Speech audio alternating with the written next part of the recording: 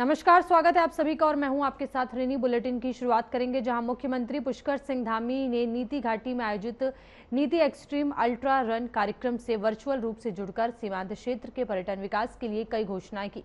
मुख्यमंत्री ने कहा कि नीति मलारी समेत कई गांवों में सामुदायिक होम स्टे और ग्रामीण पर्यटन को बढ़ावा दिया जाएगा। पर्यटकों के लिए साइनेज और व्यू पॉइंट विकसित किए जाएंगे। रेमखिम और बाड़ाहोती में सीमा दर्शन केंद्र तथा गमशाली के दुफ्फुधार मैदान में आधारभूत सुविधाएं विकसित की जाएंगी।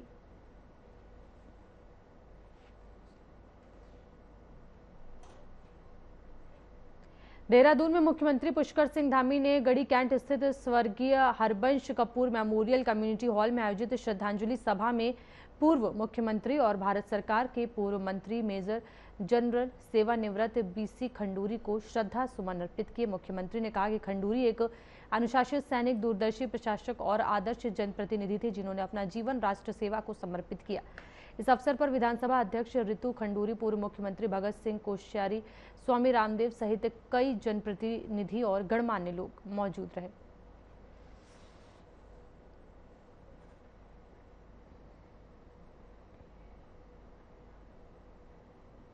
सीएम पुष्कर सिंह धामी ने मुख्यमंत्री कैंप कार्यालय में मुख्य सेवक सदन में आयोजित कार्यक्रम में विभिन्न विभागों में चयनित 276 अभ्यर्थी को नियुक्ति पत्र वितरित किए। वन विभाग, महिला सशक्तिकरण, बाल विकास विभाग, प्राविधिक शिक्षा विभाग और ग्राम नियोजन विभाग के अभ्यर्थी शामिल रहे। मुख्यमंत्री ने कहा कि नियुक्ति पत्र केवल नौकरी नहीं बल्कि जनसेवा के नए दायित्व की शुरुआत है। उन्होंने कहा कि राज्य सरकार ने भर्ती प्रक्रिया को पूरी तरीके से पारदर्शी और निष्पक्ष बनाया है। पिछले 4.5 वर्षों में लगभग 33,000 युवाओं को सरकारी सेवाओं से जोड़ा गया है।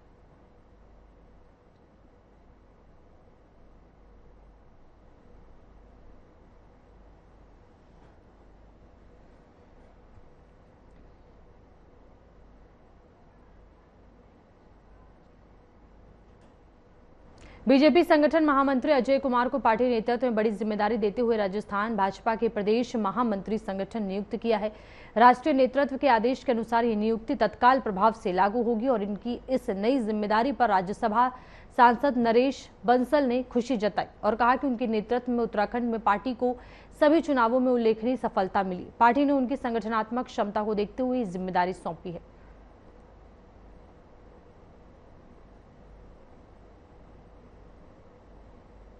अजय कुमार जी पिछले 6 वर्षों से हमारे प्रदेश के महामंत्री संगठन थे। उनकी सूझबूझ, उनके कुशल नेतृत्व में हमने विधानसभा के, लोकसभा के, नगर निगमों के, नगर पालिकाओं के, नगर पंचायतों के, यहाँ तक कि ब्लॉक, ग्राम प्रधान और जिला पंचायत, कोऑपरेटिव सभी चुनावों में अपार सफलता प्राप्त की है।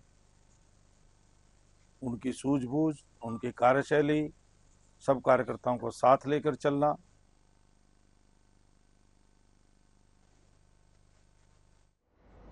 उत्तराखंड के कैबिनेट मंत्री भरत सिंह चौधरी ने पीएम नरेंद्र मोदी के 12 वर्ष के कार्यकाल की सराहना करते हुए उन्होंने कहा कि प्रधानमंत्री नरेंद्र मोदी के नेतृत्व में देश ने विकास की नई ऊंचाइयों को छुआ है। साथ ही वैश्विक स्तर पर भारत की पहचान मजबूत हुई है। मंत्री ने कहा कि भारत आज समृद्ध राष्ट्रों की श्रेणी में तेजी से आगे बढ़ रहा है और मोदी का विजन सभी के उत्थान पर केंद्रित है।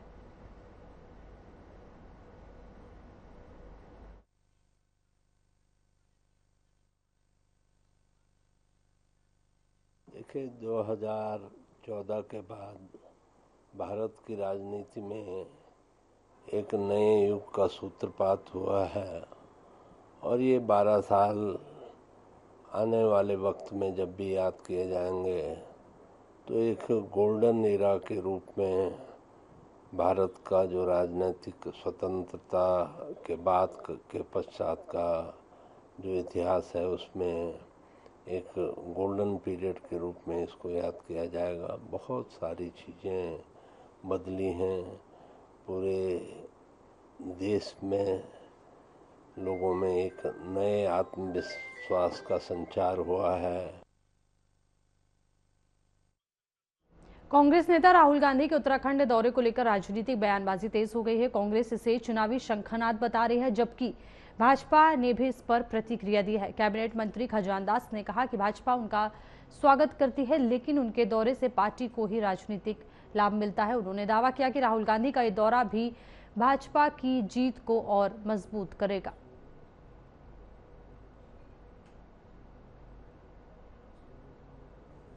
मुझे लगता है कि जब राहुल गांधी जी कहीं भी किसी भी प्रदेश में जाते हैं तो कुछ इस तरह की बातें वो कह जाते हैं कि जिससे जनता फिर उनका मोह भंग हो जाता है। तो मुझे लगता है कि जो रही खई कांग्रेस दिख रही है कहीं कहीं, वैसे तो आदरणीय देश के प्रधानमंत्री जी ने कहा है कि कांग्रेस मुक्त भारत, और वो धीरे धीरे राहुल गांधी जी इसको कर ही रहे हैं। उनका सहयोग मिल रहा है भारतीय जनता पार्टी को। और उत्तराखंड देवभूमि में, और देवभूमि में कोई भी अतिथि आता है तो हम उनका सत्कार करते हैं, और राहुल गांधी आ रहे हैं तो उनका भी स्वागत है। देहरादून में शहीद कैप्टन दल बहादुर थापा को श्रद्धांजलि अर्पित करते हुए उनकी प्रतिमा का भव्य अनावरण किया गया। शेरबाग रोड के पार्क में आयोजित कार्यक्रम में सैनिक कल्याण मंत्री गणेश जोशी और हंस फाउंडेशन के संस्थापक भोले जी महाराज ने प्रतिमा का अनावरण किया और इस अवसर पर पूर्व सैनिकों और वीर नारियों को भी सम्मानित किया गया। मंत्री गणेश जोशी ने कहा कि कैप्टन दल बहादुर थापा का बलिदान राष्ट्र के लिए प्रेरणा स्रोत है और उनकी स्मृति में स्थापित ये प्रतिमा युवाओं को देशभक्ति और राष्ट्र सेवा के लिए प्रेरित करेगी। कैप्टन दल बहादुर थापा जी जो महान सेनानी थे, आज़ाद हिंद फौज के, जिन्होंने देश की रक्षा के लिए अपने प्राणों की आहुति दी, वह हम सब देशवासियों के लिए एक प्रेरणा का स्रोत है। और आज मुझे हर्ष हो रहा है कि नेपाली भाषा समिति द्वारा उनकी मूर्ति यहाँ पर लगाई गई है। ये मात्र मूर्ति नहीं है, ये तो आने वाली पीढ़ियों को संदेश देगी कि आप भी देश की रक्षा के लिए अपने प्राणों को निछावर करें। नेशन फर्स्ट, राष्ट्र पहले है, बाकी व्यक्ति बाद में। और मुझे भी समिति के लोगों ने आदेश दिया था। कांग्रेस के वरिष्ठ नेता राहुल गांधी के 4 और 5 जून को प्रस्तावित उत्तराखंड दौरे को लेकर प्रदेश संगठन ने तैयारियां तेज कर दी हैं। दौरे को सफल बनाने के लिए प्रदेश कांग्रेस ने विशेष समन्वय समिति का गठन किया है। प्रदेश महामंत्री नवीन जोशी को दौरे का प्रभारी बनाया गया है, जो कार्यक्रमों और व्यवस्थाओं की निगरानी करेंगे। पार्टी का कहना है कि ये दौरा संगठन को मजबूत करेगा और कार्यकर्ताओं में नई ऊर्जा का संचार भी करेगा। के कार्यक्रम के लिए यहाँ पे कंट्रोल रूम स्थापित किया गया है। राज्य के अंदर जितने भी हमारे कांग्रेस के कार्यकर्ता हैं, पदाधिकारी हैं, उनको किसी भी प्रकार की समस्या ना हो। अगर किसी को कोई समस्या होती है तो हमारे कंट्रोल रूम के जो हमारे सभी सदस्य हैं, उनके नंबर उसमें अंकित हैं, वो उनसे फोन कर सकते हैं और हमारे से लगातार संपर्क कर सकते हैं। हमारे साथी भी लगातार उनसे संपर्क बनाए रखे हुए हैं। राहुल गांधी जी की रैली को सफल बनाने के लिए हमारा कंट्रोल रूम 24 घंटा काम करेगा। हमारे जो सदस्य हैं 24 घंटा दूरभाष पर उपलब्ध रहेंगे। कभी भी किसी प्रकार की कोई घटना होती है तो हमारे नंबर। आयुष मंत्री मदन कौशिक ने विधानसभा स्थित सभागार कक्ष में विभागीय अधिकारियों के साथ समीक्षा बैठक की। बैठक में आयुर्वेदिक विश्वविद्यालय हर्रावाला से जुड़े पूर्व निर्णयों के क्रियान्वयन की समीक्षा की गई। साथ ही आयुष मंत्रालय भारत सरकार के साथ प्रस्तावित बैठक की तैयारियों पर भी चर्चा हुई। मंत्री ने ऋषिकुल और गुरुकुल आयुर्वेदिक कॉलेजों में दवाइयों का वितरण सुचारू रखने के निर्देश दिए। उन्होंने विद्यालयों में रिक्त पदों को जल्द भरने और व्यवस्थाओं को दुरुस्त करने के लिए आवश्यक कार्रवाई के आदेश दिए हैं। विश्वविद्यालय और हमारे जो तीनों कैंपस हैं, उनके डायरेक्टर, हमारे आयुर्वेद के डायरेक्टर, सचिव, एक विस्तृत बैठक हुई है। उस बैठक में हमने जो हमारे विद्यालयों के कैंपस की स्थिति है उस पर विस्तार से चर्चा करते हुए क्या हो सकता है। जो दवाई की कमी कैंपसों में चल रही थी, फिलहाल तत्कालीन व्यवस्था के लिए 3-3 लाख रुपए उन तीनों कैंपसों को देने के लिए कहा, जिससे दवाई की व्यवस्था हो। और तत्काल कुलपति को कहा कि आप दवाई के लिए जो व्यवस्था बनानी है उसको आगे। बीजेपी के राष्ट्रीय अध्यक्ष नितिन नवीन के उत्तराखंड दौरे को लेकर सियासत तेज हो गई है। कांग्रेस ने बीजेपी पर प्रधानमंत्री नरेंद्र मोदी की नसीहत को ही ठेका दिखाने का आरोप लगाया है। कांग्रेस का कहना है कि एक तरफ प्रधानमंत्री मोदी देशवासियों से ईंधन बचाने और अनावश्यक वाहन प्रयोग से बचने की अपील करते हैं, वहीं दूसरी तरफ बीजेपी के राष्ट्रीय अध्यक्ष के काफिले के साथ दर्जनों गाड़ियां दौड़ती नजर आई। कांग्रेस का आरोप है कि सिर्फ दिखावे की राजनीति नहीं बल्कि प्रधानमंत्री के संदेश की खुली अनदेखी है और इसकी पूरी जिम्मेदारी भाजपा संगठन की है। वहीं बीजेपी ने भी इस आरोप का जवाब दिया, लेकिन जवाब ऐसा जिसने नए सवाल खड़े कर दिए। बीजेपी प्रदेश मीडिया प्रभारी मनवीर चौहान ने कहा कि पार्टी चाहती तो राष्ट्रीय अध्यक्ष की बड़ी रैली कराकर हजारों कार्यकर्ताओं की भीड़ जुटा सकती थी, लेकिन ऐसा नहीं किया गया। यानी बीजेपी के मुताबिक दर्जनों गाड़ियों का काफिला कोई मुद्दा नहीं है। आपका प्रश्न बहुत ही प्रासंगिक है और अगर आप नहीं भी पूछते तो इस पर मैं जरूर कहना चाहता कि अभी बहुत दिन नहीं हुए प्रधानमंत्री जी ने देश के तमाम लोगों का आह्वान किया कि वो पेट्रोल की खपत कम करें, डीजल की खपत कम करें, सोना न खरीदें, यहाँ तक कि खाने के तेल को भी कम उपयोग करें। और ऐसे किफ़ायती होने के निर्देश प्रधानमंत्री जी के द्वारा देने के बाद ये बड़ा अफसोसजनक और हास्यास्पद है कि उनकी बात को, उनकी कहे गई बातों को स्वयं भारतीय जनता पार्टी के उत्तराखंड की यूनिट और उनके राष्ट्रीय अध्यक्ष किस प्रकार पेट्रोल के धुएं में उड़ा रहे हैं। उनकी अगवानी के लिए गया 50 वाहनों का काफिला, जिसमें से कि अधिकांश सरकारी वाहन थे, ये दिखाता है कि ये सरकारी आटे में पूजा, पूजा भी अगर करना चाहते हैं तो सरकारी आटे में ही करना चाहते हैं। वैसे भी ये पहले ही स्थापित हो चुका कि बद्रीनाथ और केदारनाथ मंदिर समिति के खर्च पर भारतीय जनता पार्टी के नेताओं ने जो मंदिरों के दर्शन की यात्राएं की, ये अपने आप में है कि ये हर तरह से हर काम सरकारी खर्च पर ही पूरा करना चाहते हैं। लेकिन प्रधानमंत्री जी के इस वक्तव्य के बाद कि लोग फिजूल खर्ची कम करें, पेट्रोल कम खर्च करें, इसके बावजूद इनके राष्ट्रीय अध्यक्ष और प्रदेश यूनिट के द्वारा 50-50 गाड़ियों का काफिला लेकर उनकी अगवानी के लिए जाना, ये प्रधानमंत्री जी की निश्चित रूप में मुझे तौहीन नजर आती है, जो कि उन्हीं के कार्यकर्ताओं के द्वारा, उनके पदाधिकारियों के द्वारा की जाती है। उसके राष्ट्रीय अध्यक्ष हमारे प्रदेश के 3 दिवसीय दौरे पर आए और हमारे यशस्वी प्रधानमंत्री ने पूरे देश की जनता से आह्वान किया कि हम कम से कम ईंधन का प्रयोग करके, क्योंकि जो विश्व में संकट चल रहा है उसमें हम सहभागी बने, ईंधन को बचाने का काम करें। और बड़ी सादगी के साथ, विश्व की सबसे बड़ी पार्टी का राष्ट्रीय अध्यक्ष हमारे उत्तराखंड में आ रहा है, हमने किसी भी प्रकार का कोई बड़ी रैली उनके कार्यक्रम की नहीं की। हम ये भी कर सकते कि लाखों की संख्या में हम रैली कर सकते थे अपने राष्ट्रीय अध्यक्ष जी के आगमन पर, लेकिन प्रधानमंत्री के आह्वान पर हमने कोई किसी प्रकार का कार्यक्रम इस तरह का आयोजन नहीं किया जिसमें ईंधन अधिक खर्च हो।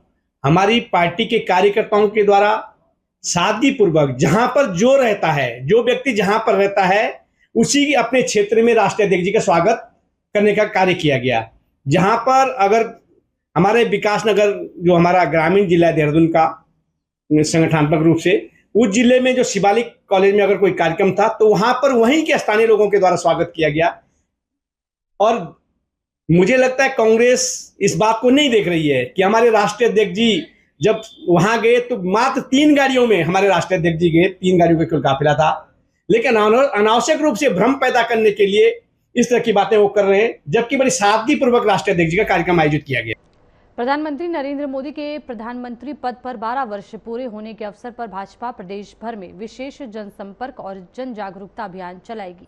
प्रदेश महामंत्री कुंदन परिहार ने बताया कि इस अभियान के तहत केंद्र सरकार की उपलब्धियों और जन कल्याणकारी योजनाओं को जनता तक पहुंचाया जाएगा और ये अभियान 5 जून विश्व पर्यावरण दिवस से शुरू होकर 21 जून अंतर्राष्ट्रीय योग दिवस तक चलेगा। इस दौरान जनप्रतिनिधि और कार्यकर्ता विभिन्न कार्यक्रमों के माध्यम से लाभार्थियों से संवाद करेंगे। देश के स्वाभिमान को, देश के सम्मान को, देश में एक इंफ्रास्ट्रक्चर को खड़ा करने में आदि नरेंद्र मोदी जी ने इन 12 वर्षों में प्रयत्न किया है। और हम समझते हैं सरकार ने कोई ऐसा क्षेत्र नहीं है जहां पर विकास की किरण को नहीं पहुंचाया है, कोई ऐसा वर्ग नहीं है जो विकास से वंचित है।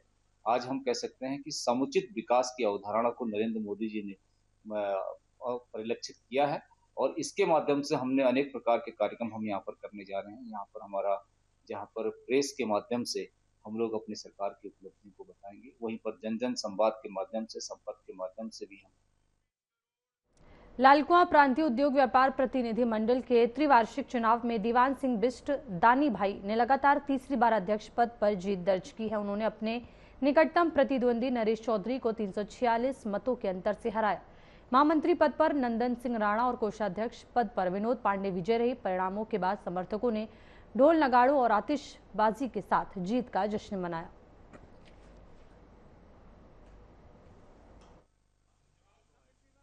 पहले तो लाल को के अपने सम्मानित व्यापारी भाइयों का दिल से आभार व्यक्त करता हूँ, जिन्होंने मुझे तीसरी बार हैट्रिक करने का मौका दिया और इतनी बम्पर जीत जीती तीसरी बार, तो मैं इसलिए व्यापारी दिल से आभार व्यक्त करता हूं और व्यापारी की सेवा में पहले की अपेक्षा दुगनी मेहनत के साथ उनके साथ सेवा करूंगा और आपके चैनल का भी आभार व्यक्त करूँ, धन्यवाद करूँ। अभी तो जीत का ही दिन है, आज खुशी का दिन है, खुशी का दिन है और जिन भाइयों ने मतदाताओं ने मेरे को इतना प्यार दिया, मैं सबका तहे दिल से आभार व्यक्त करता हूँ और बहुत सी उनके विश्वास में खड़ा करने की कोशिश करूंगा।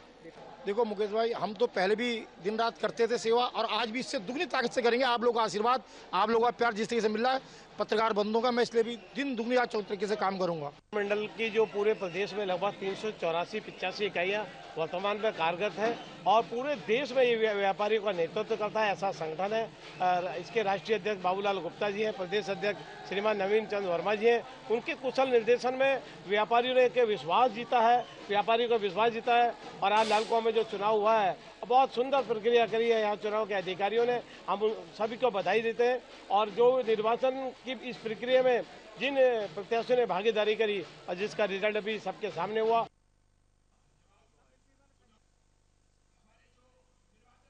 मुख्यमंत्री पुष्कर सिंह धामी और गदरपुर विधायक अरविंद पांडे की हाल ही में हुई मुलाकात के बाद उत्तराखंड की सियासत में चर्चाएं तेज हो गई हैं। बता दें कि भाजपा प्रदेश अध्यक्ष महेंद्र भट्ट के साथ हुई इस बैठक की तस्वीरें सोशल मीडिया पर वायरल हैं।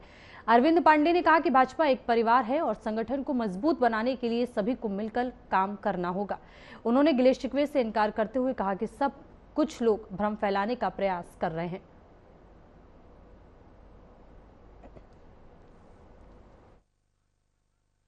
राजनीति में देखिए पक्ष विपक्ष चलता रहता है, कोई खास बात नहीं है, लेकिन कुछ विपक्ष के लोग जो किसी दल के नहीं होते हैं, ना वो बीजेपी के हैं ना कांग्रेस के हैं, लेकिन व्यक्तिगत राजनीतिक प्रतिद्वंदिता रखने वाले लोग जिस व्यक्ति से द्वेष होता है उसके खिलाफ कुछ न कुछ षड्यंत्र करते हैं लोग। तो उस प्रकार की चीज़ें भी हमारे सामने आई। कुछ ऐसे लोग जो राजनीति में एक्टिव होते हैं, तो उन लोगों ने हमारे क्षेत्र में। देहरादून नगर निगम के नए नगर आयुक्त आलोक कुमार पांडे ने पदभार संभालते ही शहर की व्यवस्थाओं को सुधारने की प्राथमिकताएं तय कर दी हैं। उन्होंने साफ सफाई, स्वच्छता और अतिक्रमण हटाने को मुख्य फोकस बताया। नगर आयुक्त ने कहा कि नालियों की नियमित सफाई और स्वास्थ्य एवं स्वच्छ हरित देहरादून का लक्ष्य प्राथमिकता में रहेगा। उन्होंने सड़कों, नगर निगम भूमि और नदी नालों से अतिक्रमण हटाने के लिए सख्त कार्रवाई के निर्देश जारी किए हैं। देखिए, अभी यहाँ का अध्ययन किया जा रहा है। जैसे नगर निगम के लिए, देहरादून नगर के लिए सबसे इम्पॉर्टेंट यही है कि साफ़ सफाई अच्छा हो, स्वच्छता अच्छी हो, अतिक्रमण जो ज़मीनों पे है नगर निगम के उसको खाली कराया जाए और नाली और नदियाँ इनकी सफाई भी बारिश से पहले ज़रूरी है। तो यही सब प्राथमिकता के बिंदु रहेंगे और सबसे इम्पॉर्टेंट यही होगा कि नगर निगम की कार्यप्रणाली में सुधार किया जाए और स्वच्छ और जो हरित देहरादून है उसको जो है उसके संकल्प को पूरा किया। विश्व प्रसिद्ध श्री केदारनाथ धाम में इस वर्ष श्रद्धालुओं की संख्या लगातार रिकॉर्ड बना रही है। 22 अप्रैल को कपाट खुलने के बाद मात्र 40 दिनों में 10 लाख से अधिक श्रद्धालु दर्शन कर चुके हैं। विधायक आशा नौटियाल ने इसे आस्था का प्रतीक बताया। उन्होंने कहा कि बढ़ती भीड़ से स्थानीय अर्थव्यवस्था और पर्यटन को गति मिली है तथा यात्रा व्यवस्थाओं को और बेहतर बनाने की नई रफ्तार जारी है।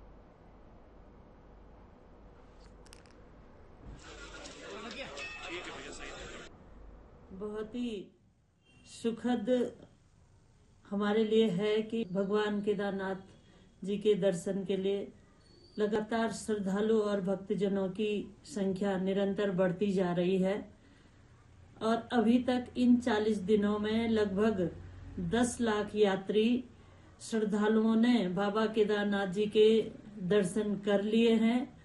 इसके लिए मैं अपने देश के यशस्वी प्रधानमंत्री आदरणीय नरेंद्र मोदी जी और अपने प्रदेश के यशस्वी माननीय मुख्यमंत्री आदरणीय पुष्कर सिंह धामी जी का बहुत बहुत धन्यवाद।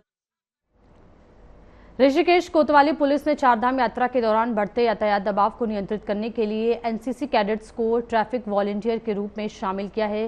श्री भरत मंदिर इंटर कॉलेज के 20 कैडेट्स, जिनमें 9 लड़कियां और 11 लड़के शामिल हैं, को आवश्यक सामग्री देकर विभिन्न भीड़भाड़ वाले स्थानों पर तैनात किया गया है। पुलिस अधिकारियों ने उन्हें यातायात नियमों की जानकारी देकर ड्यूटी के लिए तैयार किया और उनका उत्साहवर्धन भी किया।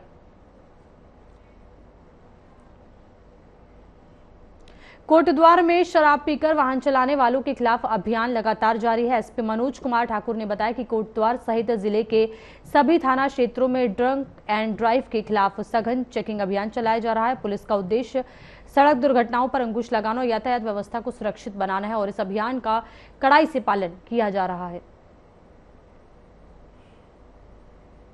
नहीं, ऐसा नहीं है कि पुलिस कार्रवाई नहीं करती है। पुलिस समय समय पे चेकिंग करती है और खास तौर पे जो नशा करके गाड़ियां चला रहे हैं, इन पे तो एक विशेषकर अभियान चल रहा है और रोज ही कई ऐसे जो वाहन चालक हैं उनके खिलाफ चालानी कार्रवाई की जा। देहरादून आरटीओ कार्यालय में ड्राइविंग लाइसेंस और चालान संबंधी सेवाओं को लेकर आरटीओ संदीप सैनी ने स्थिति स्पष्ट की है। उन्होंने बताया कि ड्राइविंग लाइसेंस से जुड़ी सारथी सेवा और वाहन संबंधी अधिकांश कार्य पूरी तरह डिजिटल माध्यम से संचालित किए जा रहे हैं। आवेदक घर बैठे ऑनलाइन फीस जमा करने, दस्तावेज अपलोड करने और स्लॉट बुक करने की सुविधा का लाभ उठा सकते हैं। उन्होंने बताया कि तकनीकी समस्या के कारण सेवाएं प्रभावित हुई थी, लेकिन अब सिस्टम पूरी तरह सुचारू हो गया है और सभी सेवाएं समान रूप से चल रही हैं। लेकिन अभी जितने भी हमारे सारथी मतलब लाइसेंस रिलेटेड काम है सारे ऑनलाइन होते हैं। ऑनलाइन इन द सेंस कि उसमें फीस ऑनलाइन सबमिट होती है, डॉक्यूमेंट्स अपलोड होते हैं उसमें, और आपका स्लॉट भी आपको ऑनलाइन लेना पड़ता है। बीच में क्योंकि सर्वर का इशू आता है, नेट का इशू, जो हमारा हैदराबाद से सारथी गवर्न होता है और वाहन जो है हमारा दिल्ली से गवर्न होता है, तो अभी ऑल ओवर इंडिया इसमें थोड़ा ग्लिच आया था, जिसकी वजह से सिस्टम थोड़ा स्लो हो गया था, लेकिन आज की डेट में सुचारू रूप से चल रहा है। देहरादून नगर निगम ने शहर में बढ़ते बंदरों के आतंक पर अभियान तेज कर दिया है। आपको बता दें कि नगर निगम की टीम शिकायत मिलने वाले क्षेत्रों में पहुंचकर बंदरों को पकड़ रही है। मार्च से अब तक 68 बंदरों को पकड़कर वन क्षेत्रों में छोड़ा गया है। हाल ही में चल रहे अभियान में 28 बंदर पकड़े गए। शिकायतों का निस्तारण प्राथमिकता से किया जा रहा है। नगर निगम ने लोगों से सतर्क रहने की भी अपील की है। नगर निगम देहरादून बंदरों को पकड़ने की कार्यवाही भी कर रहा है। पूर्व में यह काम जो है जो हमारा वन विभाग था वो देखता था, लेकिन नगरीय क्षेत्र में बंदरों को पकड़ने का काम नगर निगम देहरादून ने अपने पास ले लिया है और मार्च से लेके अब तक 4 चरणों में बंदरों को पकड़ा जा चुका है, जिसके तहत टोटल लगभग 68 बंदर अभी तक हम लोग पकड़ चुके हैं और विभिन्न जंगल रेंजों में हम लोग उनको छोड़ चुके हैं। जो हमारा अंतिम चरण अभी जो आखिरी में जो लास्ट चरण चला था वो हमारा मई में चला था, 23 तारीख से लेकर के और 26 और 27 तारीख तक, बल्कि 28 तारीख तक। उत्तराखंड में दवाओं की गुणवत्ता को लेकर स्वास्थ्य विभाग ने सख्ती बढ़ा दी और इस वर्ष अब तक 43 दवाएं मानकों पर खरी नहीं उतरी, जबकि 40 दवा निर्माण इकाइयों के लाइसेंस निलंबित किए गए हैं।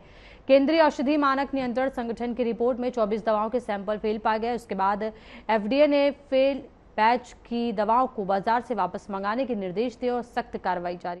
इस समय में जो है हमारी जो टीम है वो जो जहाँ पर भी जो दवाइयाँ बिना लाइसेंस के पाई जा रही है उन सब पॉइंटों को ध्यान में रखते हुए उन सब पे कार्रवाइयाँ कर रहे हैं और उसमें सैंपल भी लिए जा रहे हैं। और इस साल जनवरी 2026 से लेके अभी तक जो है हमारे जितने पूरे प्रदेश में जो है 419 सैंपल लिए गए हैं।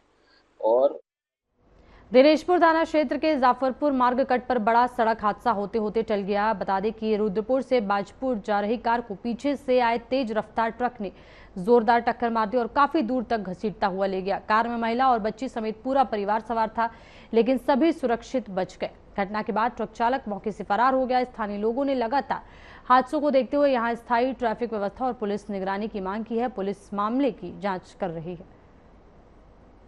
ये मेरा पूरा काम देखते हैं एक्चुअली कि हमारी सिक्योरिटी एजेंसी है, तो ये हमारे मैनेजर साहब हैं, ये अपनी फैमिली के साथ अभी किसी साइट पे जा रहे थे, वो फैमिली को छोड़ते हुए किसी साइट पे जा रहे थे, तो ये अच्छा खासा अपनी साइड में चल रहे थे। अचानक पीछे से ट्रक आता है और इन्हें पूरा खचेड़ता हुआ लेके जाता है। जिस सीधे जा रहे थे बाजपुर की ओर, बाजपुर से चल रहे थे तो हम पीछे से हमारे आया और हमें पीछे से खचेड़ दिया और बच्चे मेरे साथ थे। घटना कुछ नहीं, बराबर हम सीधे चल रहे थे, पीछे से आया तो उसने पीछे से हमें घसीट दिया। ऐसे खचड़ा जैसे लाइव देखा होगा आपने, बहुत बुरी तरीके से जैसे फिल्म में होता है। रोज दुर्घटनाएं हो रही हैं, रोज घरों के चिराग बुझ रहे हैं, कोई कुछ करने वाला नहीं है। शासन प्रशासन आते हैं, फोन करते हैं, तुरंत यहाँ पे कम से आधे पौने घंटे में पहुंचेंगे और जैसे यहाँ पे आएंगे सीधा डेड बॉडी लेके सीधा पोस्टमार्टम की तरफ भेज देंगे। उनको कोई लेना देना नहीं है।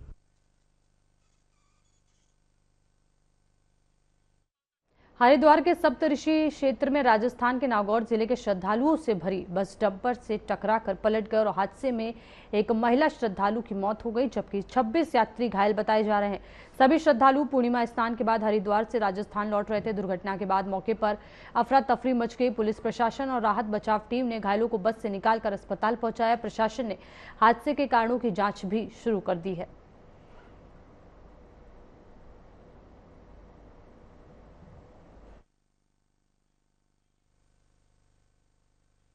देखिए, आज जिला आपदा परिचालन केंद्र से जैसी सूचना प्राप्त हुई कि सप्तऋषि बॉर्डर के पास जो है एक तीर्थ यात्रियों से संबंधित बस पलट गई थी, तो उसमें स्पॉट इंस्पेक्शन किया गया और जो घायल तीर्थ यात्री थे उनको सब डिस्ट्रिक्ट हॉस्पिटल हरिद्वार में लाया गया और 26 जो तीर्थ यात्री थे उनको यहाँ हॉस्पिटल में लाया गया, जिसमें से एक महिला जो है वो तीर्थ यात्री वो ब्रॉड डेड थी और अन्य का जो है उससे इसका उपचार यहाँ पे चल रहा। डंपर चालक की लापरवाही है, बस चालक की भी लापरवाही है और उसमें ये स्लीपर कोच बसता है, दोनों चालकों की लापरवाही है जो प्रथम दृष्टया पता चला है और FIR में जो इन्वेस्टिगेशन होगी उसमें और डिटेल में जानकारी मिलेगी निश्चित रूप से, लेकिन दोनों गाड़ियों के चालकों की लापरवाही है।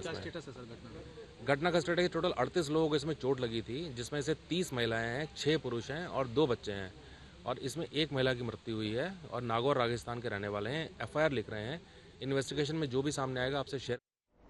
और इस बुलेटिन में फिलहाल इतना ही। देश और दुनिया की तमाम बड़ी खबरों के लिए बने रहिए हमारे साथ। नमस्कार।